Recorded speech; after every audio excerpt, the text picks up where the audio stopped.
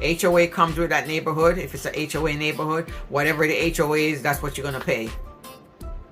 You know, if you ever run into issue with your mortgage, reach back out to your lender.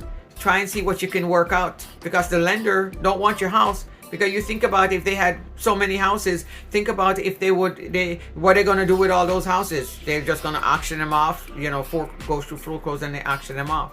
You know, so work out whatever deal that you can work out. Things happen, you know, things happen. Maybe you might get some extra insurance to cover things like that, just in case you lost your job or something happened, disability or something like that happens. You know, buying a house is, for me, it's a good choice, because I've been living in my house over 20 something years. It's a good choice compared to renting. Think about if you were renting, how much money that you will be paying, and rent nowadays is so expensive. You know, so you really don't, you know, I mean, it's okay to rent, you know, if that's what you feel.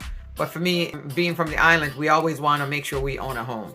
You know, but living here in Central Florida, it's a big deal owning a home, and owning a steady home as well. You know, you might be saying, I want a brick home. What do you want? I want a block home. That's fine. That's okay. Be careful of where you live, because wherever you live, the insurance, if you live by the beach, the insurance company is going to be more. You might not even be able to afford that insurance. If you live inland, then it tends to be less.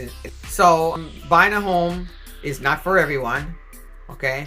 Be careful of where you live, and making sure that you're not making a hasty decision. You know, don't let your eyes be bigger than what you're pre-approved for. You know, keep your budget tight. Okay. Stay within your budget. Negotiate hard. You know, you don't have to settle.